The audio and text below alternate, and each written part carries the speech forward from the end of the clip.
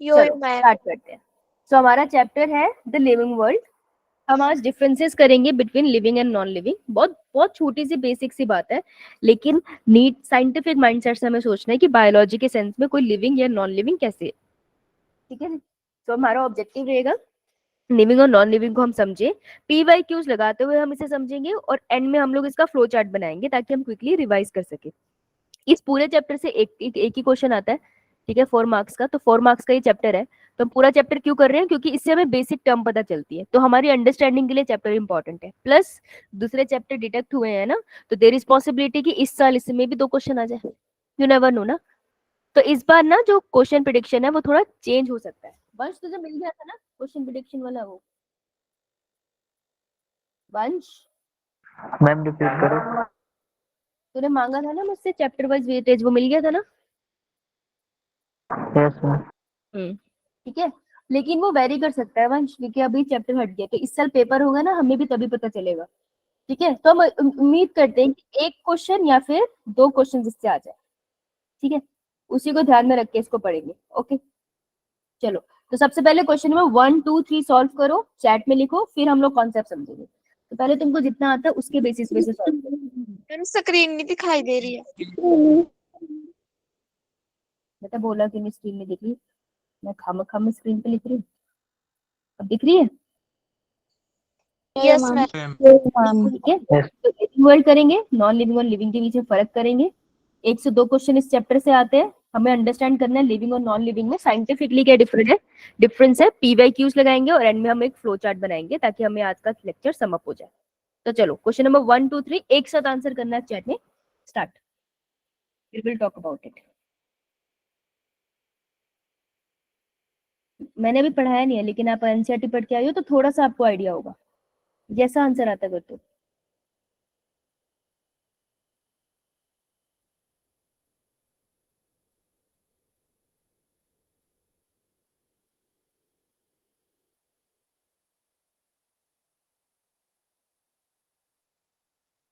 लेकिन try answering.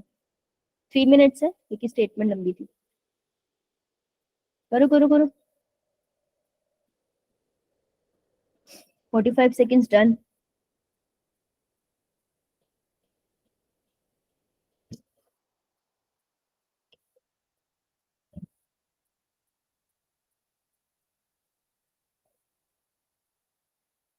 Good अनमोल। बेटा 1 नहीं किया, चल कोई ना। अन चलो तो ये सॉल्व कर ही लेंगे क्लास में से लिखने की जरूरत। गुड गुड श्रेयांश, राजकुमारी, हर्ष, डा, सुरु, कांक्षा, प्रीति, आंचल। गुड। और बच्चे पार्टिसिपेट तुमको जितना आता है। मैंने पढ़ाया नहीं है तो पॉसिबिलिटी नहीं आ रहा हो। Preeti, Kashish, Rijul, Anshika, Aryan, Shalini, Swati. Very good. Good Riya, Sejal, Swati, Prashya, Kriti, Sonia, Niyati. Good. Shilpi, very good.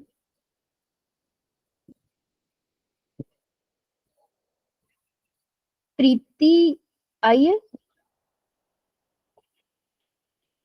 अच्छा एक सेकेंड, रिया आई है? रिया, यस मैम। रिया तुम्हारा SRN नंबर ये है, मैं बोल रही हूँ 01713330 8 आपका है? No ma'am. तो आपका पूरा नाम क्या है बेटा? Riya Chandel. Sandeep. Real SRN number पता है? Yes ma'am. बोलना। 01624808। Thank you. मुझे तो रिया में कंफ्यूजन था इसलिए मैंने लिख रखा था। ओके जी, आइए। तीनों क्वेश्चन डन। चलो आपको कॉन्सेप्ट समझते हैं। देखो, 2 तरीके के फीचर होते हैं। एनसीईआरटी में अब ये मेंशन नहीं है, लेकिन ये बड़ा बहुत बेसिक पॉइंट है, तो कहीं पे घूम के आ सकता है, तो मैं इसको क्लियर कर देती हूँ। एक होता है फंडामेंटल फीचर और एक होता है डिफाइनिंग फीचर। डिफाइनिंग फीचर एक ऐसा फीचर है जिसकी कोई एक्सेप्शन नहीं है। ठीक है, वो उन ऑर्गेनिज्म में मिलता ही मिलता है। जैसे एंजियोस्पर्म्स, आपको पता है यस मैम। एंजियोस्पर्म में एक प्रोसेस होता है जिसे हम कहते हैं ट्रिपल फ्यूजन, याद है? यो मैम। सारे एंजियोस्पर्म में ये प्रोसेस होता है, there is not a single angiosperm जिसमें ट्रिपल फ्यूजन नहीं होता, ठीक है। और किसी जिम्नोस्पर्म में ये प्रोसेस नहीं हो रहा, किसी एल्गी में ये प्रोसेस नहीं हो रहा। ट्रिपल फ्यूजन स्पेसिफिकली एंजियोस्पर्म में होता है और सारे एंजियोस्पर्म में होता है, तो कोई एक्सेप्शन नहीं है ना। मैं कोई एंजियोस्पर्म बाहर निकाल के बोल दूं यार इसमें ट्रिपल फ्यूजन नहीं होता, ऐसा नहीं है। तो ऐसा स्पेशल फीचर जो एक पूरे ग्रुप ऑफ ऑर्गेनिज्म में हो रहा है, उस फीचर को हम बोलते हैं defining feature. So defining feature is a feature जिसकी कोई एक्सेप्शन नहीं है, नो एक्सेप्शन, ठीक है। तो ट्रिपल फ्यूजन इज अ एक फीचर है ना, एक पर्टिकुलर प्रोसेस, यूनिक फीचर है एंजियोस्पर्म का, तो ये हमारा होगा डिफाइनिंग फीचर। समझ आया? Yo ma'am. ठीक है। फिर फंडामेंटल फीचर क्या होता है? फंडामेंटल फीचर इज समथिंग जिसकी कोई एक्सेप्शन हो, ठीक है। जैसे फंडामेंटल फीचर फॉर एग्जांपल जैसे रिप्रोडक्शन है, हम कहते हैं जितने लिविंग बीइंग है सब में रिप्रोडक्शन होती है ना? जितने लिविंग बीइंग है वो रिप्रोड्यूस तो करते ही है ना, मम्मी पापा, यस मैम। मम डैड, या फिर बोलो एक सिंगल ऑर्गेनिज्म बेबी तो प्रोड्यूस करते ही है। लेकिन इसकी एक्सेप्शन है क्या? आपको याद है म्यूल कैसे बना था? म्यूल हॉर्स डोंग मेल कौन था? Donkey ma'am, donkey male donkey, male हाँ, और डोंकी, फीमेल हॉर्स। हॉर्स। हाँ, तो इनसे जो म्यूल बनता था, ये म्यूल हमेशा इनफर्टाइल होता था, ये कभी फर्टाइल नहीं था, लेकिन जिंदा तो था ना, है ना? जिंदा है लेकिन रिप्रोडक्शन नहीं कर सकता, राइट? तो मतलब रिप्रोडक्शन एक ऐसा फीचर है जो सब लिविंग बीइंग में मिलता है, लेकिन इसके एक्सेप्शन है। म्यूल में रिप्रोडक्शन नहीं होती लेकिन वो फिर भी जिंदा है। तो ऐसा फीचर जो सारे लिविंग बीइंग में नहीं मिल रहा लेकिन कहीं कोई एक्सेप्शन है, तो जब भी किसी फीचर में एक्सेप्शन आ जाए ना, उसको हम बोलते हैं फंडामेंटल फीचर, कि हाँ हर लिविंग बीइंग में मिल रहा है रिप्रोडक्शन, लेकिन कहीं कहीं पे नहीं भी मिलता। क्लियर? यो यो मैम। तो डिफाइनिंग मतलब जो कोई एक्सेप्शन नहीं रखता, फंडामेंटल में एक्सेप्शन है। क्लियर है ना सबको? यस यो मैम। Yes ma'am. चलो अब कुछ टर्म्स है, यही समझ लेते हैं, फिर हमें आगे दिक्कत नहीं होगी। तो मान लो हम लोग जंगलों में चलते हैं, कौन सा जंगल बनाऊं बताओ? बता दो, कोई तो जंगल याद होगा तुमको, कमाल हो गई। Mangal, Amazon forest, Amazon. Amazon? Amazon क्या बात, अपनी इंग्लिश लेके रही है? तो 3-4 वर्ड आते हैं हमें, वो भी तू हमारे खराब कर दे। Amazon, Amazon. तो मान लो अमेजोन रेन फॉरेस्ट है और हम यहाँ बैठे हैं और हमको एक जानवर दिख गया, ठीक है, कहीं दूर झाड़ियों में छुपकर डुबुक के हमें देख रहा है, थोड़ा सा ही दिख रहा है, हमें ज्यादा नहीं दिख रहा, ठीक है। लेकिन थोड़े से में हमें दिख गया, इसके बाल बाल है पूरी बॉडी पे, ऐसे टुकुर टुकुर आंखों से हमें देखी जा रहे हैं, ठीक है। हमें नहीं पता कौन सा ऑर्गेनिज्म है ये, लेकिन दिख रहा है हमें, दिख रहा है आप लोगों को, यो यो ठीक है। अब अगर तुमको ऐसे कोई ऑर्गेनिज्म दिखे तो सबसे पहली चीज क्या करोगे बेटा?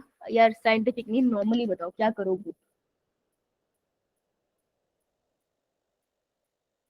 हम देखेंगे उसको, अगर डरावना होगा तो भाग जाएंगे। हाँ देखो, ये सबसे ऑनेस्ट आंसर था इसका। मैं पिछली क्लास में ही पूछ रही थी, किसी ने नहीं बोला भागेंगे, एक बच्ची बोलते हम छू के आएंगे, मैं कहा ये तो मरेगी भाई किसी दिन जंगलों में। ऑब्वियसली पहले तो देखोगे, अगर तुमको लगेगा भाई डरावना है भागो यहाँ से, है ना? ये तो सच्ची बात है। मान लो वो तुम्हारी तरफ भाग नहीं रहा, वो तुमको डरावना नहीं लग रहा, अब तुम उसको देखोगे तो देखोगे क्या? देखोगे, देखोगे क्या? बोलो थोड़ा। मैम वो कैसा दिखता है, फिजियोलॉजी क्या, मॉर्फोलॉजी क्या है उसकी। हाँ, वो देखने में कैसे है ना, फीचर्स कैसे हैं उसके। मैं बोलता साइंटिफिक वर्ड मत लाइयो, इजी बताइयो। इजी नहीं बताएगी, मोफोलॉजी बोलेगी। 4 बच्चे पूछ कह रहे क्या होगी मोफोलॉजी? एक्सटर्नल फीचर है। एक्सटर्नल फीचर कैसे? तीखी सी नाक है, 2 इसकी आंखें, हाथ दिखाई दे रहे हैं मुझे, पूरी बॉडी पे बाल है। तो हमने क्या किया, उसके फीचर्स को स्टडी किया। तो जब आप किसी के फीचर को स्टडी करते हो ना, तो हम उस प्रोसेस को कहते हैं डिस्क्रिप्शन या कैरेक्टराइजेशन। डिस्क्रिप्शन या कैरेक्टराइजेशन का मतलब है स्टडी करो किसको? फीचर्स। जैसे कोई भी बच्चा नया क्लास में आता है, आप क्या देखते हो? उसके फीचर्स ही देखते हो। ये हमारी क्लास में नया बच्चा आया है, कैसा दिखता है ये। फिर आप उसकी हरकतें देखते हो, क्लास में कैसे बिहेव कर रहा है। गलती से फिजिक्स की क्लास में 3 आंसर दे दिए और वो भी सही, तो फिर तुम्हारा दुश्मन हो गया, नहीं इससे बात नहीं करेंगे, है ना? ऐसा है ना? लेकिन पेपर के टाइम में वो तुम्हारा बेस्ट फ्रेंड होगा कि भाई इसी के से बात करेंगे, ये बढ़िया बच्चा है। ऐसे ही होता है। Yo-yo, ma'am. ma'am. है ना? तो आप क्या कर रहे हो, आप उसकी कैरेक्टराइजेशन कर रहे हो। देखो कैरेक्टराइजेशन और क्लासिफिकेशन में फर्क होता है, यही फर्क है। किसी के फीचर पढ़ना, कैरेक्टराइज, अब आपने कैरेक्टराइज करा तो अब देखो आपने देखा कि इसके बॉडी पे पूरे पे बाल है और शायद इसकी यहाँ निप्पल्स भी है। तो ये आपको क्या लग रहा है कौन से ग्रुप से बिलोंग करता होगा बाबला? Mammalian. Ma'am. तो मुझे लग रहा है मैमल से कर रहा है बिलोंग, है ना? तो मैंने इसको आइडेंटिफाई कर लिया, मैं कहा ये तो मैमल के ग्रुप का है। This is known as identification. जब आप किसी की फीचर स्टडी करके उसको आइडेंटिफाई कर लो कि ये कौन से ग्रुप से बिलोंग करता है। जब आप किसी बच्चे को बाहर खुशियों से जाता हुआ देख के पता कर लो कि ये कौन से पड़ोसी के घर से है, फिर अपनी मम्मी को बताओ, मम्मी उसकी मम्मी को बताओ, फिर वो पिटे, है ना?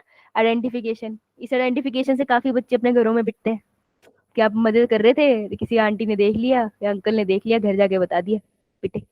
होता है Yes, ma'am. ये, जिसने भी यस बोला उसकी मम्मी सुन ले। ठीक है, तो आपने पहले फीचर स्टडी करे फिर आपने उसको आइडेंटिफाई कर लिया। ठीक है, आइडेंटिफाई कर लिया, अब आप कह रहे हो मैमल है, इसको मैमल के ग्रुप में डाल देंगे हम। मैमल के ग्रुप में डालने से पहले कोई नाम तो रखोगे ना, नाम तो रखना पड़ेगा, राइट? Yes, नाम ma'am. रखने को हम बोलते हैं नॉमेनक्लेचर, मतलब नामकरण। आपने नाम रखा, जैसे आपने इसका नाम रखा आपने फिर उसको क्या डाल दिया, पुट इन साइंटिफिक ग्रुप। जो साइंटिफिक ग्रुप बनते हैं, अभी अब हम एनिमल किंगडम पढ़ेंगे तब हम इसके बारे में पढ़ेंगे भी, है ना? जीनस, फैमिली, ग्रास, ऑर्डर, ये सब कुछ पढ़ेंगे हम, राइट? Yes, तो ma'am. ये एक जर्नल प्रोसेस है। जब भी कोई लिविंग बीइंग मिलता है ना, चाहे वो प्लांट हो, एनिमल हो, फंगस हो, कुछ भी हो, हम यही करते हैं, पहले कैरेक्टराइजेशन करते हैं, फिर आइडेंटिफिकेशन करते हैं, नॉमेनक्लेचर, क्लासिफिकेशन। तो क्वेश्चन ये है कि सबसे पहला स्टेप कौन सा है इसमें? Description. लेकिन Characterization. हाँ, जो कैरेक्टराइजेशन है, डिस्क्रिप्शन है ना बेटा, that is an English word, it's not a scientific word. ठीक है, तो जो पहला साइंटिफिक वर्ड है दैट इज आइडेंटिफिकेशन। आप किसी को आइडेंटिफाई कर रहे हो उसके फीचर को स्टडी करके, तभी आप आइडेंटिफाई कर पाओगे ना। तो कैरेक्टराइजेशन को आइडेंटिफिकेशन के अंदर ही कंसीडर कर देते हैं। सो नीट विल आस्क दिस कि सबसे पहला स्टेप कौन सा है। तो कभी भी लिविंग बीइंग को सबसे, अगर आप कोई नए लिविंग बीइंग से मिल रहे हो तो आप सबसे पहले उसको आइडेंटिफाई करते हो, कैरेक्टराइजेशन नहीं, क्योंकि कैरेक्टराइजेशन साइंटिफिक वर्ड नहीं है। ठीक है, ऑल दो आइडेंटिफिकेशन में कैरेक्टराइजेशन ही कर रहे हो। कैसे पता चला तुमको वो मैमल है, उसकी बॉडी पे बाल है, तो तुमने उसके बालों को ऑब्जर्व किया, कैरेक्टराइजेशन ही तो हुई ना। तो अंडरस्टैंडिंग के पॉइंट से बात तो एक ही हो रही है ना? लेकिन साइंटिफिकली हम किसको इंपॉर्टेंस देंगे? आइडेंटिफिकेशन। तो अगर क्वेश्चन आया पहला स्टेप क्या है, किसी भी ऑर्गेनिज्म को हम लोगों ने अगर ग्रुप में डालना है तो सबसे पहले हम उसको आइडेंटिफाई करेंगे। क्लियर? Yo-yo. Yes, ma'am. ठीक है, चलो आगे चले। Yes, ma'am. अब हम बताना चाहते हैं कि ये जो ऑर्गेनिज्म है लिविंग है या नॉन लिविंग। ये तो तुमने इसके फीचर पढ़ लिए ना, अब हम इसके लिविंग और नॉन लिविंग चीज को समझेंगे। ठीक है, तो इस ऑर्गेनिज्म की लिविंग और नॉन लिविंग को जानने की कोशिश करते हैं, तो उसके लिए हमें कुछ फीचर पढ़ने पड़ जाएंगे। पढ़ ले। Yo. बहुत बढ़िया। तो सबसे पहले हम देखेंगे, अब हम इसको बहुत टाइम तक ऑब्जर्व करेंगे। ठीक है, तो हम बहुत वेले हैं, हमें कोई काम नहीं है, हमारा कोई पेपर नहीं, हम यहीं बैठे हैं, यहीं रहेंगे अब। तो सबसे पहले फीचर हम जो स्टडी करेंगे that will be growth. Now growth is a interesting topic. अब ग्रोथ तो साइज में भी इंक्रीज होता है और नंबर में भी इंक्रीज होता है। जैसे पहले हम इस कॉलोनी में रहते थे, यहाँ पर 50 लोग रहते थे। ठीक है, 50 सालों के बाद देखोगे तो यहाँ पर आपको 500 लोग मिल रहे हैं। तो नंबर ऑफ पीपल इंक्रीज, है ना? Yes, ma'am. मैं कह सकती हूँ ए और ए में 5 ईयर की डिस्टेंस में 50 ईयर्स ले लेते हैं, 50 ईयर्स। तो मैं कह सकती हूँ नंबर ऑफ पॉपुलेशन इंक्रीज। तो मैं कहूंगी ना ग्रोथ शो हुई है, ग्रोथ हुई है पॉपुलेशन की, right? Yes, ma'am.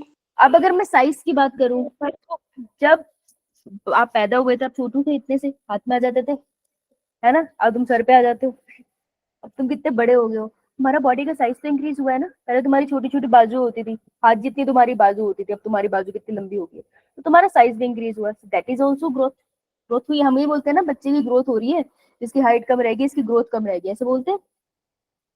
Yes, ma'am. तो ग्रोथ का मतलब होता है साइज भी और नंबर भी। किसी का साइज भी इंक्रीज होना और नंबर भी इंक्रीज होना, दोनों सेंस में वो ग्रोथ कहलाती है। ये बात क्लियर सबको? Yes, ma'am. ठीक है, Yo-yo, ma'am. तो ग्रोथ में दोनों फीचर लेने हैं। अब ग्रोथ की टाइप भी होती है, एक होती है इंटरनल ग्रोथ और एक होती है एक्सटर्नल ग्रोथ। जैसे मान लो रेगिस्तान गए हो आप, ठीक है, चलते हैं रेगिस्तान में, एक रेगिस्तान हरा कहाँ से हो गया?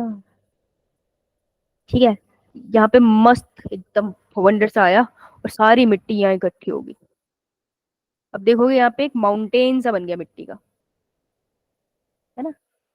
पहले तो नहीं था, पहले तो नॉर्मल था, लेकिन अब यहाँ पे माउंटेन बढ़ गया है एक मिट्टी का। तो ये जो सैंड माउंट है ये बन गया ना, तो इसमें साइज इंक्रीज हुआ है? Yes, ma'am.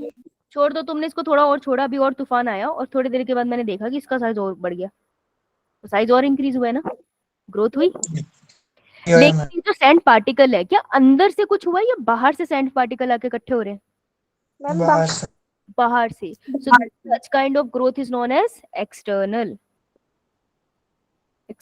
ग्रोथ। ये लिविंग बीइंग में दिख रही है, नॉन लिविंग में? No. Non living.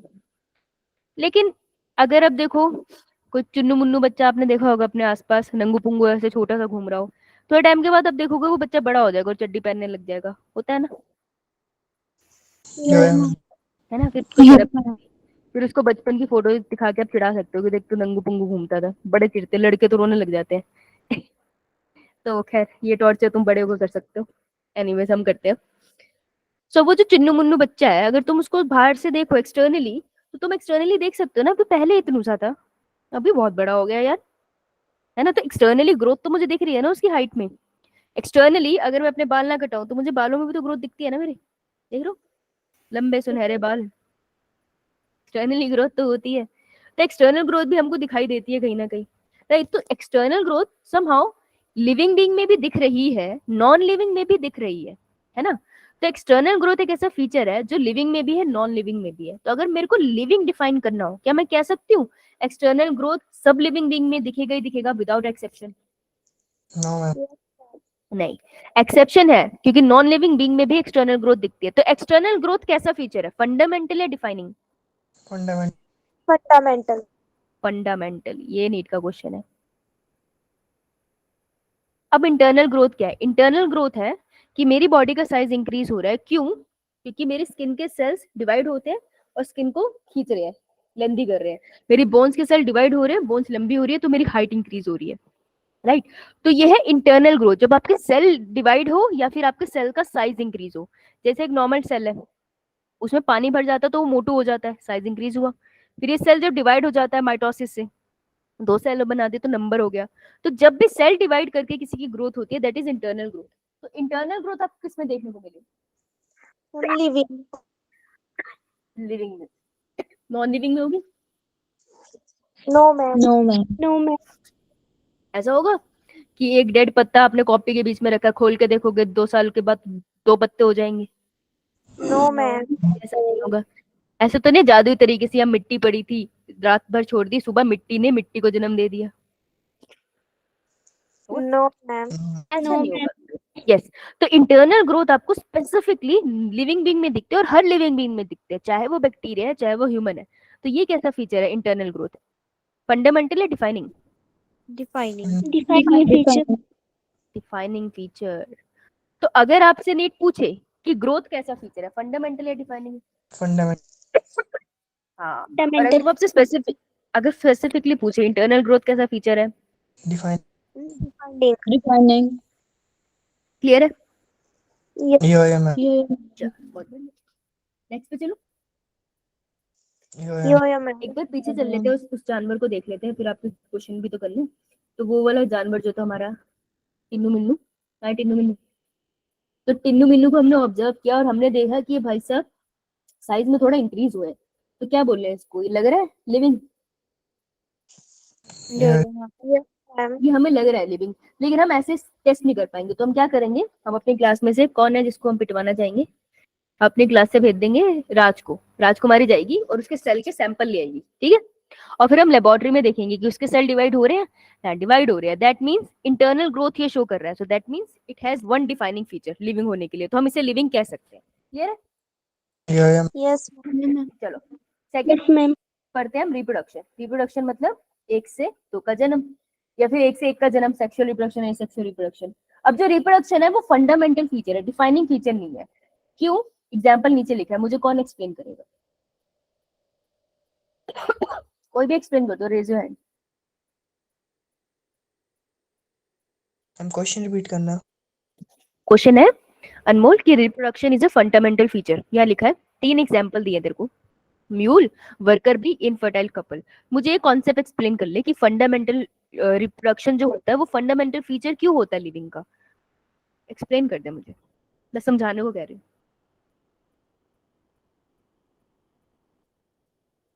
समझा सकता है? हम सारे लिविंग रिप्रोड्यूस नहीं कर सकते हैं। नहीं कर सकते, एग्जांपल कौन नहीं कर पा रहा? म्यूल, वर्कर भी, इनफर्टाइल कपल। इनफर्टाइल कपल तो को मैं क्या बोलूँ, वो लिविंग है या नॉन लिविंग है? लिविंग है। लिविंग है। तो फंडामेंटल फीचर इस वर्ड का मतलब क्या है? हम कुछ कईयों में एक्सेप्शन होगी। हाँ, इस फीचर के एक्सेप्शन होंगे, ठीक है। तो रिप्रोडक्शन आपको हर लिविंग ऑर्गेनिज्म में मिलता है, ठीक है, ये फीचर एग्जिस्ट कर रहा है। नॉन लिविंग ऑर्गेनिज्म में रिप्रोडक्शन नहीं मिल रहा है, ये बात सही है, लेकिन हर लिविंग ऑर्गेनिज्म में भी ये प्रोसेस नहीं मिल रहा, जैसे इनफर्टाइल कपल में नहीं मिल रहा। समझ आई बात? ये मैम। फीमेल वर्कर भी जो जाके नेक्टर लेकर आती है, हनी बनाती है, वो भी फर्टाइल थोड़ी होती है, सिर्फ क्वीन फर्टाइल होती है, सिर्फ वो बच्चे पैदा कर सकती है ना। Yes, ma'am. ठीक है, तो ये इसके एक्सेप्शन है। क्लियर है सबको? ये मैम। तो अब मैं अगर देखूं इस एनिमल में, अगर मैं रिप्रोडक्शन देखूं तो मैंने देखा कि ये एनिमल रिप्रोड्यूस नहीं कर रहा, तो मैं क्या बोलूं, ये लिविंग है नॉन लिविंग है? Leaving. इनफर्टाइल। मैं नहीं बता सकती कि ये लिविंग है नॉन लिविंग है, क्योंकि फंडामेंटल फीचर है ना, फंडामेंटल फीचर के बेस पे मैं कभी डिफाइन नहीं करूंगी कोई लिविंग है या नॉन लिविंग। समझ आया? मेरे को कौन से फीचर ढूंढने हैं, डिफाइनिंग। Okay, Yo, ma'am. हाँ, और बिल्कुल सही बोला तूने कि हो सकता है इनफर्टाइल हो। चलो नेक्स्ट पॉइंट से पहले एक इंपॉर्टेंट पॉइंट है जो आपको नीट के पॉइंट से पता होना चाहिए। बेटा माइक बंद कर दे, शोर आ रहा है। Growth and reproduction. अभी जो ग्रोथ एंड रिप्रोडक्शन होते हैं ना, ये कैसे होते हैं? इनके दो केसेस हैं। अगर आप यूनिसेलुलर ऑर्गेनिज्म की बात करो, जैसे कोई एक यूनिसेलुलर ऑर्गेनिज्म का नाम बताओ। अमीबा। अमीबा, ठीक है। तो मैं कह रही हूँ अमीबा है, इसको 2 बनाने हैं अमीबा, भाई ने अपने साइज में इंक्रीज हो जाना है, इसने कर देनी बाइनरी फिशन, ऐसे करते हैं फट जाता है, Yo, ma'am. और इसने 2 अमीबा बना दिए बच्चे, ये बना दिया भाई ने अमीबा। तो इसने क्या किया, ये अमीबा जो भी पापा थे, ठीक है, इन्होंने क्या किया, पहले अपना साइज इंक्रीज किया, साइज इंक्रीज करेगा ना, 2 बनाने उसको हर चीज डबल करनी पड़ेगी बॉडी में, तो साइज इंक्रीज किया, दैट मींस ग्रोथ। जैसे उसने साइज इंक्रीज किया था ना, उसी टाइम उसने रिप्रोडक्शन के लिए भी तो स्टार्ट कर दिया, यहाँ पे वो डिवाइड कर रहा है ना, तो दैट इज रिप्रोडक्शन ना। तो एक्चुअली ये इतना क्विक होता है ना कि आप डिफरेंस नहीं कर पाओगे कि कहाँ पर उसका साइज इंक्रीज हुआ और कहाँ पर ग्रोथ हुई है। तो यूनिसेलुलर ऑर्गेनिज्म में साइज का इंक्रीज होना या रिप्रोडक्शन होना ये एक ही चीज है, एक ही तरीके से इसको ट्रीट किया जाता है। सो यूनिसेलुलर ऑर्गेनिज्म में ग्रोथ और रिप्रोडक्शन ये दोनों प्रोसेसेस कैसे होते हैं, म्यूचुअली इंक्लूसिव। इंक्लूसिव मतलब बिल्कुल एक जैसे, एक के बाद दूसरा आ रहा है, आप डिफरेंस ही नहीं बता पाते हो। समझ आई बात? Yo, ma'am. लेकिन मल्टी सेलुलर ऑर्गेनिज्म में ऐसे जब रिप्रोडक्शन होती है मल्टी सेलुलर ऑर्गेनिज्म के अंदर, तो जब रिप्रोडक्शन होती है मल्टी सेलुलर ऑर्गेनिज्म में, तो पहले एक प्रोजेनी बनी, जाइगोट बना, फिर वो जाइगोट में आपको क्या देखने को मिलता है, बहुत आराम से ग्रोथ देखने को मिलती है ना, बच्चा धीरे धीरे धीरे धीरे बड़ा हो रहा है, सेल अलग से डिवाइड हो रहे हैं और आपको ओवरऑल ग्रोथ दिख रही है। तो ये मल्टी सेलुलर ऑर्गेनिज्म में आपको ये प्रोसेसेस अलग अलग दिख सकते हैं आराम से। सो मल्टी सेलुलर ऑर्गेनिज्म में growth and reproduction are mutually exclusive. आप डिफरेंशिएट कर सकते हो कि एक सेल का साइज इंक्रीज हो रहा है और एक सेल डिवाइड हो रहा है, ये आप बता सकते हो। समझ आया? Yo, Yes, ma'am. ma'am. तो नीट की ये लाइन है, growth and reproduction are mutually exclusive, mutually inclusive. तो आपसे वो पूछ लेंगे ऑर्गेनिज्म के रिस्पेक्ट में, हो जाएगा। एक क्वेश्चन तो यहाँ से डन। अब आओ, तो पहला मैंने करा ग्रोथ, फिर मैंने करा रिप्रोडक्शन, दोनों में से कौन सा है defining feature? Intrinsic growth. Intrinsic growth, very good. किसने बोला ये इंट्रिंसिक ग्रोथ? किसने बोला? किसने बोला? मत बताओ बेटी, पूछना तुम मेरे से डाउट, तुमको मैं बताती हूँ। किसने भी बोला, बिल्कुल सही बोला। नेक्स्ट, अब हम कर रहे हैं मेटाबॉलिज्म। बेटा what is metabolism? Breaking down complex. नहीं नहीं, ब्रेकिंग डाउन नहीं है। क्या बोल रही हो सोनिया? Chemical reaction. हाँ, मुंह में बोल लो सारे। मैंने कितनी बार बोला गुटका और तुम क्या है? Chemical reactions occurring in a body.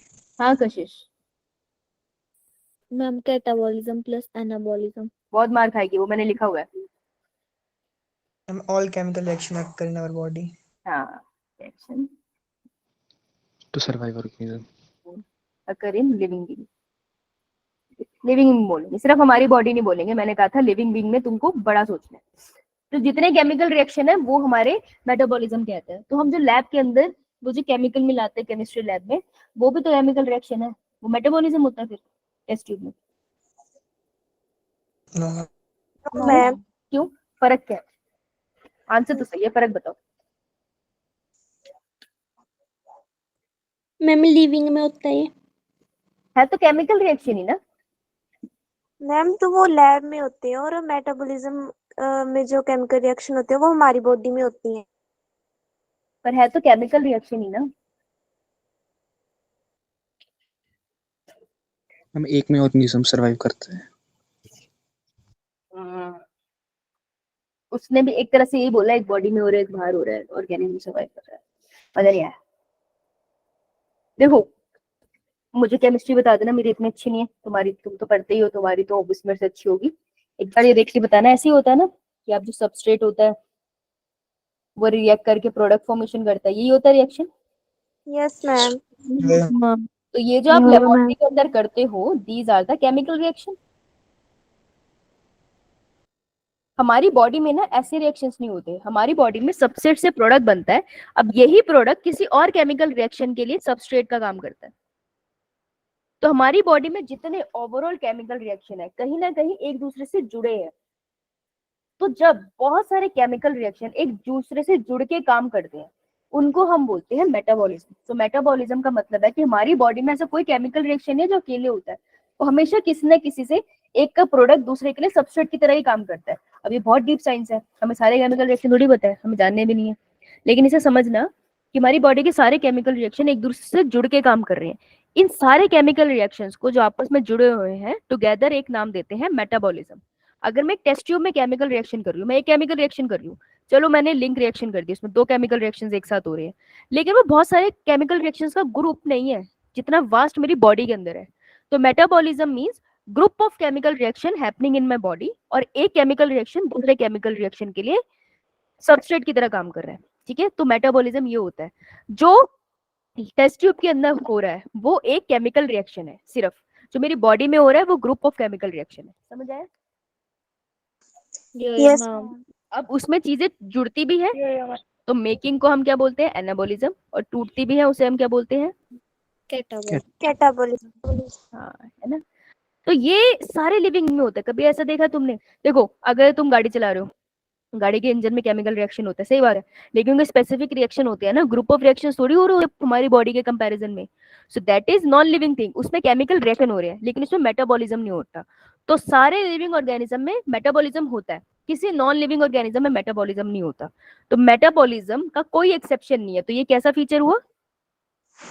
Defining which defining feature. तो metabolism is a defining feature. तो अभी तक हमने कौन कौन से डिफाइनिंग फीचर ढूंढे हैं? Intrinsic intrinsic growth, metabolism, growth है। Intrinsic growth and metabolism. Very good Praveen. ठीक है, तो इस एनिमल को देखते हैं।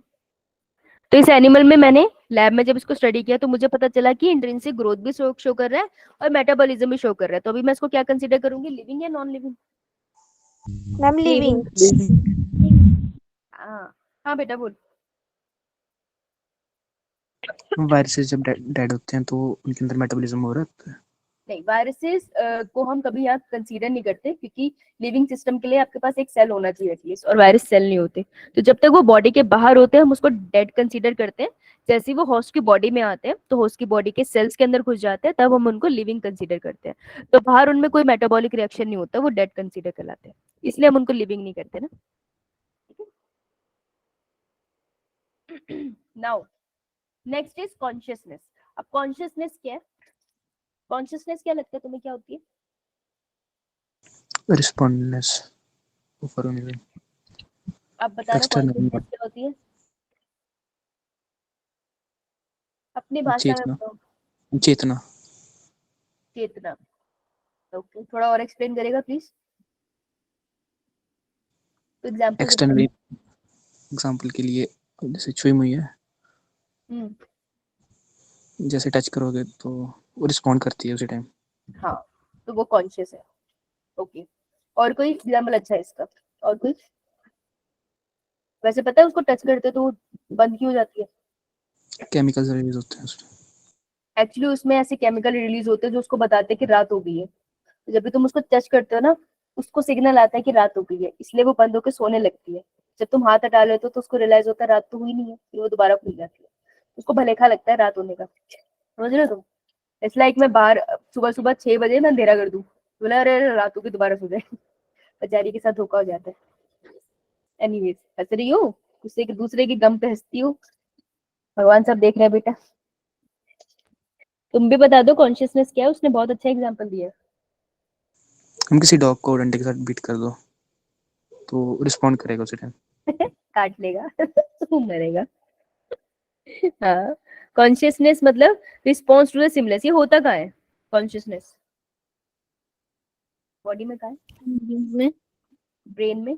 एक्चुअली हमको एग्जैक्ट सीट नहीं पता कॉन्शियसनेस एग्जैक्टली ब्रेन में कहाँ है। So it is a very, दुनिया में ना बहुत से क्वेश्चंस है जिसके आंसर्स नहीं है। जैसे यूनिवर्स कहाँ से है, कहाँ से ओरिजिनेट होता है, किसी को नहीं पता, अभी तक ढूंढ रहे हैं आंसर। अभी आपने शायद सुना हो नोबेल प्राइज मिला है। बहुत बढ़िया। मैं एग्जैक्ट वर्ड भूल गई, अभी अभी तो पढ़ रही थी यार मैं पेपर में, फिर भूल गई। फिजिक्स का था, मेरे ध्यान से उतर गया। तो उसकी मदद से हम ये जानने की कोशिश करेंगे यूनिवर्स कैसे ओरिजिनेट हुआ। हमें अभी तक नहीं पता है, ठीक है। बिग बैंग थ्योरी हम मानते हैं, लेकिन हमें इससे ज्यादा नहीं पता। तो वैसे ही दुनिया का one of the most difficult question जो पूरी दुनिया जानना चाहती है, that is what is consciousness. है कहाँ हमारे अंदर, ब्रेन के कौन से हिस्सा रिस्पॉन्सिबल है कॉन्शियसनेस के लिए? We don't know actually. This is one of the most difficult question जो पीपल ढूंढ रहे हैं दुनिया के। एक ओरिजिन ऑफ यूनिवर्स और दूसरा कॉन्शियसनेस। ये इतना डिफिकल्ट है तो इसको एनसीईआरटी पे कवर करना तो बहुत मुश्किल है। तो अब इसकी डेफिनेशन तो देंगे हम, तो हम क्या देते हैं? कॉन्शियसनेस इज एबिलिटी, काबिलियत, टू रिस्पॉन्ड, जवाब देना, टू स्टिमुलाई। ठीक है, तो काबिलियत आपकी कि आप जवाब दे सको स्टिमुलाई को। स्टिमुलाई क्या होता है? External environment. एनी एक्सटर्नल,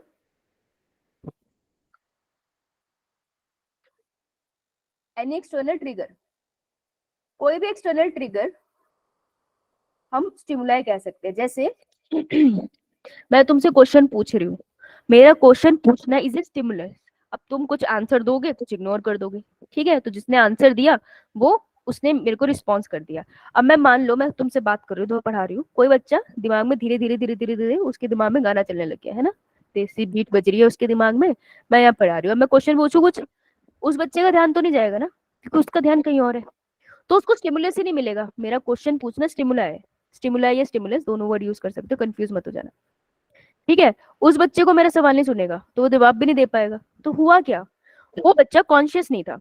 वो कॉन्शियस नहीं था ना, इस वजह से वो स्टिमुलस को रिस्पॉन्स भी नहीं कर पाएगा, क्योंकि उसको स्टिमुलस मिला नहीं। लेकिन जो बच्चा कॉन्शियसली बैठा है उसको स्टिमुलस मिल जाएगा और फिर वो रिस्पॉन्स करेगा, या तो आंसर बताए या ना बताए, राइट। ना बताना answer is also a response ना, कि तुमने डिसाइड किया तुम आंसर नहीं दोगे, वो तुम्हारी चॉइस है, तुमने रिस्पॉन्स दिया।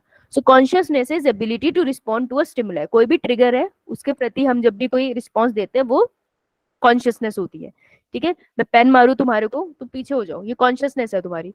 तुमने पीछे करा ना अपना सर बचाने के लिए, कॉन्शियसली तुमने देखा स्टिमुलाई आ रहा है तो तुमने पीछे कर लिया, ठीक है। तो consciousness is the ability to respond to stimuli. क्या कभी कोई टेबल कॉन्शियसनेस शो कर सकता है? मैं उसको पेन मारू पीछे होगा? No ma'am, no ma'am. No ma'am. तो ये इस तरीके का फीचर है। This is also a living organism. Defining feature है लिविंग का, ठीक है। क्योंकि कॉन्शियसनेस आपको हर लिविंग बीइंग में मिलेगा, हर लिविंग बीइंग में कॉन्शियसनेस है।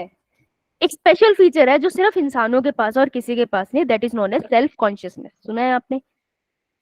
आप बाहर जाते हो, यो मैम। आप बाहर जाते हो, एक बार के लिए मुंह पे हाथ फेर लेते हो, है ना। आपको कॉन्शियसनेस होती है मैंने कपड़े क्या पहने हैं। ऐसे तो नहीं है नंगे पुंगे बाहर चले जाते हो, या हाँ हाँ हाँ आज ऐसे ही जाएंगे, गर्मी लग रही है। कॉन्शियस होते हो ना कि नंगे बाहर जाएंगे तो भैया दिक्कत हो जाएगी, पिटेंगे, राइट। तो हम में है सेल्फ कॉन्शियसनेस, करियर की सेल्फ कॉन्शियसनेस है। अगर हम बिल्कुल ना पढ़े, ठीक है, तो हम बिल्कुल ना पढ़ के ठाट की तरह हम टीवी तो देख सकते हैं, ऐसी कोई बात नहीं है, लेकिन अंदर से गिल्ट आना स्टार्ट हो जाएगा, यार पढ़ा नहीं, यार पेपर में फेल हो जाएंगे, यार 12th में फेल हो जाएंगे, तो वो सेल्फ कॉन्शियसनेस, कभी किसी कुत्ते को परेशान होते देखा है कि उसको बड़े होके क्या बनना है? देखा उसको कभी सेल्फ कॉन्शियस? नहीं ना। कभी चींटी परेशान नहीं होती ना उसे क्या करियर बनाना है, they are not self conscious. तो कोई भी एनिमल सेल्फ कॉन्शियस नहीं है। शेर को परेशानी नहीं होती है कि आज उसके बाल कितने खूबसूरत लग रहे हैं, उसको कोई लेना देना नहीं है। सेल्फ कॉन्शियसनेस नहीं है उन लोगों में, कॉन्शियसनेस है। तुम शेर की तरफ कुछ फेंकोगे तो वो पीछे होगा, उसके बाद वो तुमको खा जाएगा। तो कॉन्शियसनेस है, लेकिन सेल्फ कॉन्शियसनेस नहीं है। इट डजंट मैटर कि उसके नेल्स कितने साफ है, ठीक है, या उसको बिजनेस मीटिंग में है, उसको ऐसा कोई लेना देना नहीं, उसकी जिंदगी बढ़िया चल रही है, खा पी के भंड है ना। लेकिन तुम में सेल्फ कॉन्शियसनेस है। Self consciousness is a characteristic feature of human beings only. ये हमारा खास फीचर है, ठीक है जी। यो या यो या मैम। ठीक है, तो इसको सम अप कर ले एक बार, चार्ट बना ले। चार्ट कहाँ से बन गया यहाँ पे? यो मैम। तो हम बात करते हैं लिविंग बीइंग की। चार्ट बनाते हैं, उसे खत्म करते हैं। क्योंकि जब तुम पढ़ने बैठोगे, तुम यार हर बार पूरा चैप्टर थोड़ी पढ़ोगे, कमाल है। अगले दिन तुम्हारा पेपर है, तुम पढ़ने बैठे हो लिविंग वर्ल्ड, होलिया का जीवन तो इसी में निकल जाएगा। फ्लो चार्ट से पढ़ोगे तब तुम, ठीक है। फ्लो चार्ट जितने साफ सुथरे बना सकते हो उतने साफ सुथरे बनाओ, ताकि तुम आज से 6 महीने बाद भी उसको पढ़ो तो तुम अच्छे से पढ़ो। तो मैं तो सजेस्ट करूँ डब्बा बनाओ, साफ सुथरे बनाओ एकदम, अपनी कॉपी में अच्छे से बनाना, ठीक है। तो सबसे पहला फीचर था, ग्रोथ। एक सेकेंड,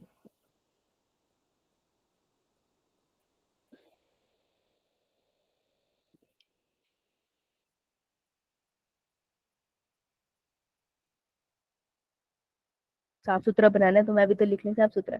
सबसे पहला फीचर था growth. Growth was a fundamental feature of defining. Ma'am fundamental. Fundamental. Fundamental. Fundamental लिख लिया मैंने। Internal growth, define. Defining. Defining feature. दो डिफाइनिंग है।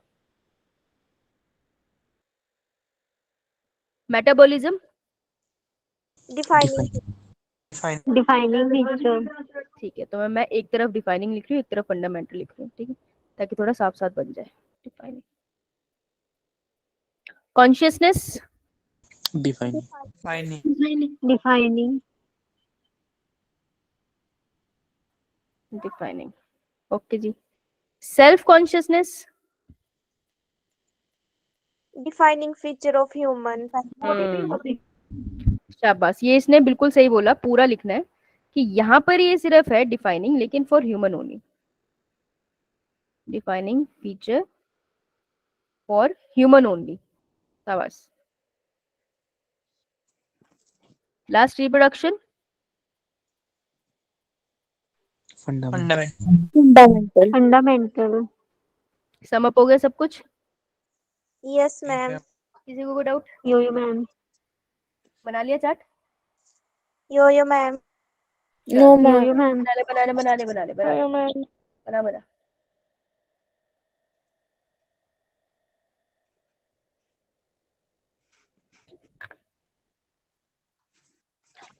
अब हम करेंगे वो 3 क्वेश्चन जो हमने स्टार्टिंग में करे थे, ठीक है।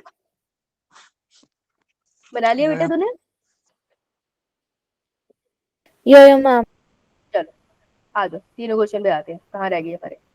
देखो, which one of the following aspect is an exclusive characteristic of living being? exclusive बोल रहा है वो, बिल्कुल exclusive का मतलब है they are talking about fundamental या defining? defining सिर्फ लिविंग बीइंग में मिलेगा, कोई एक्सेप्शन नहीं चाहिए उसको। डिफाइनिंग बोल रहा है वो कभी वर्ड नहीं यूज करेगा फंडामेंटल या डिफाइनिंग, वो एक्सक्लूसिव बोलेगा या नॉन एक्सेप्शनल बोलेगा, ऐसे वर्ड यूज करेगा। तो कह रहे सिर्फ लिविंग में हूँ। Isolated metabolic reaction occur in vitro, ये लिविंग का फीचर है। In vitro no. में लैब के बाहर आइसोलेटेड केमिकल रिएक्शन, आइसोलेटिक नहीं, आइसोलेटेड मेटाबॉलिक रिएक्शन का मतलब केमिकल रिएक्शन ही है, अकेला केमिकल रिएक्शन तो नहीं हम कंसिडर करते ना living. It's a living reaction, living नहीं है वो। तो ये नहीं होगा। Increase in mass from inside only, सिर्फ इनसाइड से मास इंक्रीज कर रहा है, so that is a exclusively defining feature. No ma'am. Ma'am. क्यों नो क्यों?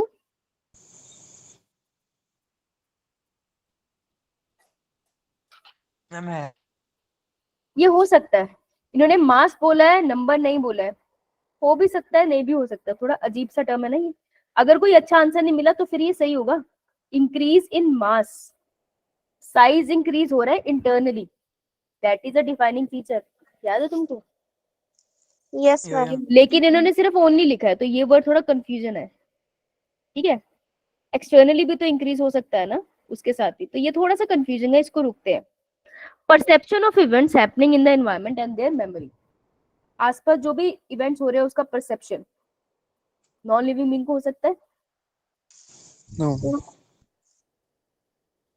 हो सकता है, नो नहीं हो सकता। परसेप्शन मतलब कॉन्शियसनेस किसमें है, लिविंग लिविंग तो ये डेफिनेटली लिविंग बीइंग का फीचर है ना। उसकी मेमोरी भी लिविंग ही रख सकता है, नॉन लिविंग तो रख नहीं सकता, तो डेफिनेटली सी वाला तो है हमारे पास डिफाइनिंग फीचर, तो मैं बी को भी जाने दूंगी क्योंकि सी ज्यादा अच्छा आंसर है। Increase in mass by accumulation of material both surface पे और इंटरनली, तो सरफेस वाला तो हमारा डिफाइनिंग फीचर होता नहीं है, वो तो फंडामेंटल होता है ना। Yes ma'am. I will go with C, I will go with C क्योंकि बी से बेहतर ऑप्शन है। अगर कोई और ऑप्शन ना होता तो फिर मैं बी के साथ जाता। ओके, यो मैम। तो पहले का आंसर सी। नेक्स्ट देखते हैं। The living organism can be unexceptionally distinguish from non living. Unexceptionally मतलब कोई एक्सेप्शन नहीं, कोई एक्सेप्शन नहीं, तो वो कौन सा फीचर होगा? डिफाइन हाँ, ये फिर से आपसे पूछ रहा है डिफाइनिंग फीचर बताओ, तो कह रहा है वो डिफाइनिंग फीचर ढूंढो जो लिविंग को नॉन लिविंग से अलग करता है। पहला फीचर है interaction with the environment and progressive evolution. ये कह रहा है लिविंग नॉन लिविंग से इसलिए अलग है क्योंकि लिविंग इन्वायरमेंट से इंटरेक्ट कर सकता है, नॉन लिविंग नहीं कर सकता। सच है? Yes ma'am.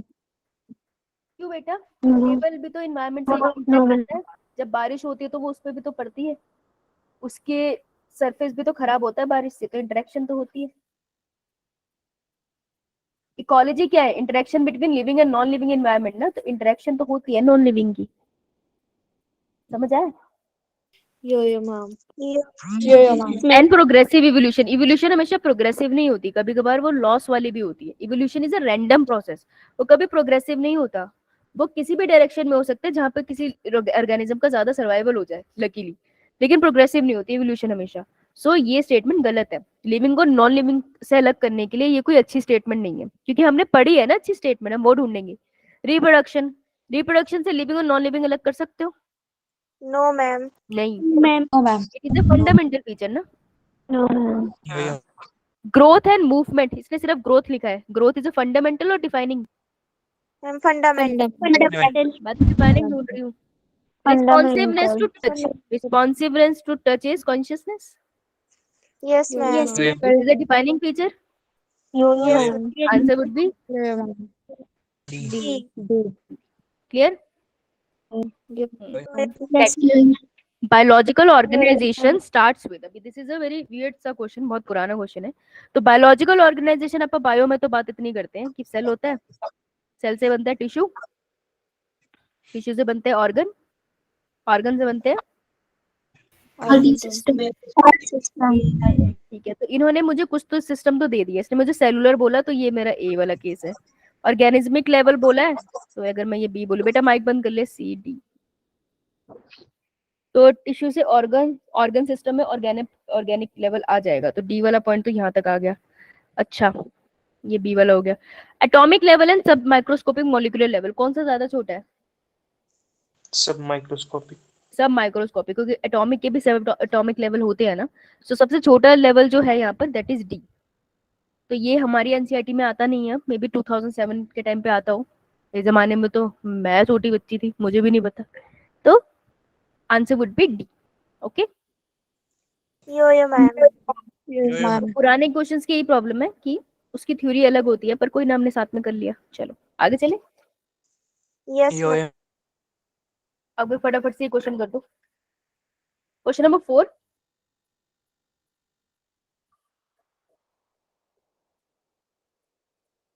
स्टॉप वॉच बंद नहीं करी थी मैंने, करो करो, कितना तुमको आता है?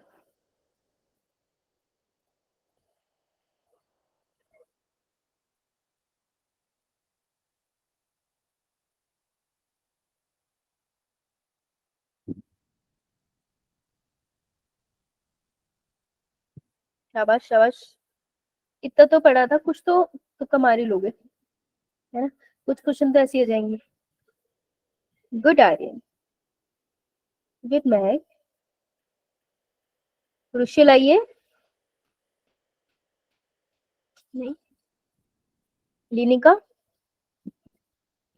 नहीं, बताओ, अच्छे नहीं आए, चलो stop. Now do question number 6 and 7. You have 2 minutes. Start. 2 minutes.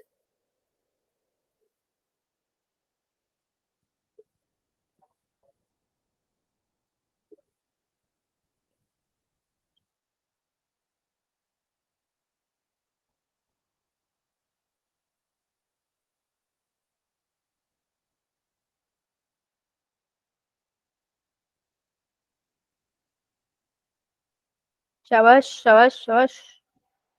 32 minutes done. ये इंपॉर्टेंट क्वेश्चन है दोनों, क्योंकि 2016 है, ज्यादा पुराना नहीं है, और जो नीचे फुल फॉर्म आई है वो भी आती है। मैंने कहा था नीट में पूछते हैं, कहीं ना कहीं फुल फॉर्म पे क्वेश्चन तो आता ही है। ओके सोनिया, सोनिया बच्चे से रिस्पॉन्स करती है, शाबाश।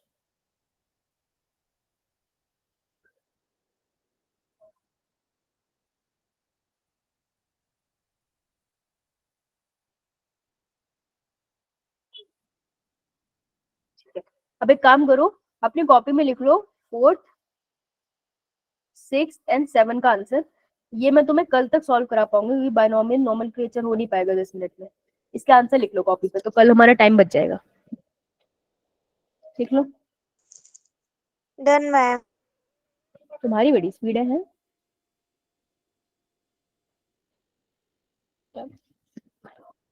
आओ भाई, अब मैं तुमको बताती हूँ टैक्सोनॉमी और सिस्टमैटिक्स क्या था। तुम्हें याद है ये कुचकू, कुचकू बच्चा कहाँ हमने डिस्कवर किया था? यस यार मैम। नाम दे दो यार, मैं अलग अलग नाम से बुला रही हूँ, क्या नाम है इसका? पुचकू। चोरी करती है, अपना नाम दे, नॉमेनक्लेचर करो भाई। Dora the explorer. Dora the explorer नहीं रखूंगी मैं। मोगली। मोगली भी नहीं, और बताओ। मैम चिरकुट। हैं? चिरकुट। एक चिरकुट। मैम 11। 11 तो देर होगी बेटा। 11 उसको नाम भी नहीं दे रहा तू, सीधा 11। तो चिरकुट, चिरकुट नाम ही हमने, 11 दे रखा मैम। अच्छा ओहो देर होगी, नेक्स्ट टाइम तेरा नाम रखेंगे। तो बेटा चिरकुट तुमने जो नाम रखा है, ऐसे थोड़ा रख लोगे तुम नाम। कोई एक पूरी ब्रांच ऑफ साइंस है। अभी तुमने ये जो किया, ये जो इतना बड़ा काम किया, तुमने क्या किया? पहले उसको आइडेंटिफाई किया on the basis of character, फिर तुमने उसका नाम रखा चिरकुट, फिर तुमने उसको क्लासिफाई कर दिया कि जा चिरकुट मैमल्स में चला जा। ये किया ना तुमने? यो यो मैम। यो तो तुमने ये कोई नॉर्मल काम नहीं किया, तुमने बहुत अद्भुत काम किया। भगवान हो तुम आज से। तुम्हारे इस अद्भुत काम की एक ब्रांच ऑफ साइंस है, तुम अब साइंटिस्ट बन गए। ठीक है, कौन सी ब्रांच के साइंटिस्ट बने हो? You are doing what? You are dealing with the branch of science जिसका काम है कि वो प्रिंसिपल्स देखती है और सारे प्रोसीजर फॉलो करती है। क्या करने के लिए? एक ऑर्गेनिज्म को आइडेंटिफाई करने के लिए, नाम देने के लिए और क्लासिफाई करने के लिए। और इस ब्रांच ऑफ साइंस को हम कहते हैं टेक्सोनॉमी। तो तुमने अभी अभी क्या करी है? टेक्सोनॉमी। टेक्सोनॉमी की है। तो तुम सभी ने अभी टेक्सोनॉमी करी है, तो तुम सब क्या बन गए? टेक्सोनॉमिक। टेक्सोनॉमिस्ट हुआ रखो। इससे ज्यादा प्रोग्रेस कभी नहीं हुई किसी की आधे घंटे में। कॉन्ग्रेचुलेशन। घर वालों को बताना है, बोलना आज की क्लास में हम टेक्सोनॉमिस्ट बन गए। ओके। यो यो लेकिन मैम। लेकिन तुम में से अब मेरे को बताओ, कौन सा बच्चे जिसे पिटवाने का किसी का मन हो? एनी वॉलंटियर एक दूसरे दोस्त को बोलना चाहो कि इसे लेके जाओ, इसकी जान ज्यादा प्यारी ना हो? एनीवन? रिपीट करना। कोई ऐसा वॉलंटियर करना चाहेगा जिसको खतरा उठाने का शौक हो? Any volunteer? ओहो, खतरों के खिलाड़ी आए हैं प्रवीण जी। प्रवीण जी का हाथ सबसे पहले ऊपर। हर्ष तू रहने दे बेटा, खांसियां रुक नहीं रही है तेरी, चला है खतरों से लड़ने। तो प्रवीण जी आए, प्रवीण जी ने कहा just a second, you all taxonomist, ये बात बताओ, तुम में से किसी ने ये तो देखा नहीं इवोल्यूशनरी ये कहाँ से बिलोंग करता है? तुमने कह तो दिया कि चिरकुट जो है वो मैमल से बिलोंग करता है ना, ये बोला ना सबने। ये कहता है ये जस्ट अ सेकंड, मैं डीएनए चेक करूंगा। तो प्रवीण भाग के गया और चिरकुट के पास से सेल का सैंपल ले आया, उसको से उई स्किन का थोड़ा सा स्किन काट के उसकी ले आया भाग के, ठीक है। चिरकुट उसके पीछे भागा, लेकिन प्रवीण भी पेंट उठा के भागा और बच गया, ठीक है। तब वो ले आया उसका डीएनए का सैंपल, और जब उसने डीएनए स्टडी करी तो उसको पता चला कि मैमल किससे आए हैं, रेप्टाइल से या बर्ड से? रेप्टाइल। रेप्टाइल से मैमल्स आए हैं। तो जब हमने डीएनए स्टडी करी तो वी गेट टू नो कि एक्चुअल में रेप्टाइल और मैमल्स के बीच में कोई स्टेज थी जहां से चिरकुट बिलोंग करता है। चिरकुट यहाँ पर है, तो वो कंप्लीटली मैमल नहीं है, उसमें रेप्टाइल का फीचर भी है। समझ रहे हो तुम? Connecting link. तो मुझे एक कनेक्टिंग लिंक बता दो रेप्टाइल्स और बर्ड्स के बीच में। पढ़ाया मैंने कनेक्टिंग लिंक। आर्क्योप्टेरिक्स। आर्क्योप्टेरिक्स, शाबाश श्रेयांश। आर्क्योप्टेरिक्स के पास रेप्टिलियन फीचर भी थे और बर्ड वाले फीचर भी थे। वैसे ही चिरकुट हमारा एक कनेक्टिंग लिंक है बिटवीन रेप्टाइल्स एंड मैमल्स, ठीक है। सो तुमने जब, अभी तुम्हें पता कैसे चला? क्योंकि प्रवीण ने जाके किसकी स्टडी करी? डीएनए। डीएनए। तो प्रवीण ने जाके उसके एंसेस्टर देखे, जब उसके डीएनए निकाला ना तो प्रवीण ने देखा सारे मैमल से मिलता है। इसने कहा नहीं यार कुछ गड़बड़ है, ये तो रेप्टाइल से भी मिल रहा है, मतलब ये बीच में कहीं आएगा। तो जब तुम किसी भी लिविंग ऑर्गेनिज्म की हिस्ट्री को स्टडी करते हो ना कि वो कैसे इवॉल्व हुआ है, जब भी आप किसी की इवोल्यूशन पढ़ते हो उसको हम कहते हैं सिस्टमैटिक्स। तो व्हाट इज सिस्टमैटिक? हुआ सब सेम है, आप आइडेंटिफाई करोगे, आप नॉमेनक्लेचर करोगे, आप क्लासिफाई करोगे, लेकिन आप इवोल्यूशन भी पढ़ोगे। तो जब आप टेक्सोनॉमी के अंदर इवोल्यूशनरी स्टडी भी करोगे तब आप उसको टेक्सोनॉमी नहीं कहोगे, तब आप उसको कहोगे सिस्टमैटिक्स। तो पूरी क्लास ने क्या करी? टेक्सोनॉमी, लेकिन प्रवीण ने करी सिस्टमैटिक्स, ठीक है। तो जब भी आप इवोल्यूशनरी रिलेशनशिप पढ़ते हो उस स्टडी को हम बोलते हैं फाइलोजेनेटिक स्टडी। आप फाइलोजेनेटिक रिलेशनशिप को पढ़ रहे हो ना, तो इवोल्यूशनरी रिलेशनशिप के लिए एक और वर्ड होता है फाइलोजेनेटिक रिलेशनशिप। और जब भी आप किसी का फाइलोजेनेटिक रिलेशनशिप भी पढ़ते हो तब आप बोलोगे टेक्सोनॉमी नहीं है, वो सिस्टमैटिक्स है। तो टेक्सोनॉमी के बाद सिस्टमैटिक्स आई थी। पहले लोग टेक्सोनॉमी करते थे, फीचर के बेसिस पे क्लासिफाई कर देते थे, लेकिन फिर साइंस और मैच्योर हुई तो लोगों को रियलाइज हुआ कि नहीं यार इवोल्यूशन भी पढ़ना चाहिए हमें किसी ऑर्गेनिज्म का, तब सिस्टमैटिक्स का जन्म हुआ। तो टेक्सोनॉमी पहले आई फिर सिस्टमैटिक्स आई। क्लियर? यो मैम। तो बेटा क्वेश्चन में अगर ये लिखा हो ना कि इवोल्यूशनरी रिलेशनशिप भी है तो वर्ड होगा सिस्टमैटिक्स, आपको इस पे टिक करना है। क्लियर? यो मैम। बहुत बढ़िया। कितने मिनट रह गए? अब ये ना कुछ फुल फॉर्म्स हैं जो आपको पता होनी चाहिए, आपको पीछे क्वेश्चन में भी मिलेगी कि अगर मान लो अभी हमने एनिमल का नाम चिरकुट रखा ना, तो हम ऐसे थोड़ी रख देंगे, हम चिरकुट नाम लेंगे, फिर हम एक ऑर्गेनाइजेशन के पास जाएंगे, ग्रुप के पास, और उनसे परमिशन लेंगे ये जो चिरकुट नाम हम रख रहे हैं ये किसी और का तो नहीं है। वो हमको बताएंगे कि अरे हमारी क्लास में वंश का नाम भी ऑलरेडी चिरकुट है, हम कैसे दे दें आपको, आप कोई और नाम लेकर आओ, ठीक है, हम उसका नाम फिर 11 रखेंगे, है ना। तो आप किसके पास जाओगे? तो अगर आपको किसी एनिमल का नाम रखना है तो आप जाओगे ICBN, ICGN, that is international code of zoological nomenclature. तो जी से आपको जूलॉजी याद रखना है।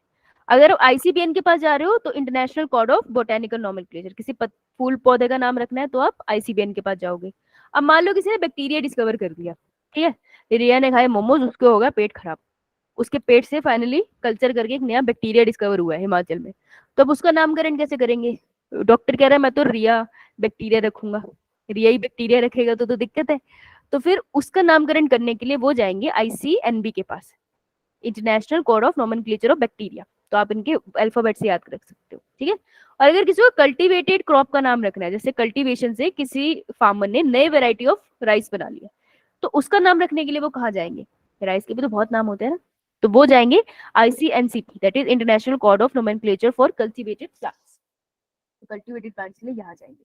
ये दोनों तो एनसीईआरटी में मिल जाएंगे, ये दोनों एनसीईआरटी में नहीं है, लेकिन आप लिख लीजिए, ये काम आ सकते हैं। ओके, सो ये कुछ ऑर्गेनाइजेशन है जो नेमिंग करती है। क्लियर? यो मैम। तो ऐसे तो कोई भी कुछ भी नाम रख लेगा और क्लैश हो जाएंगे नाम। बताओ, किसी ने पता चला किसी चीज का नाम साक्षी रखा हुआ है, या तो मनुष्य का नाम है, क्या साइंटिफिक नेम थोड़े डिफरेंट होते हैं। ओके, तो दिस वाज ऑल। अब हम कल मिलेंगे, बायनॉमियल नॉमेनक्लेचर करेंगे, ऑलमोस्ट चैप्टर खत्म ही हो जाएगा, ज्यादा हैवी नहीं है, ठीक है जी। यो मैम।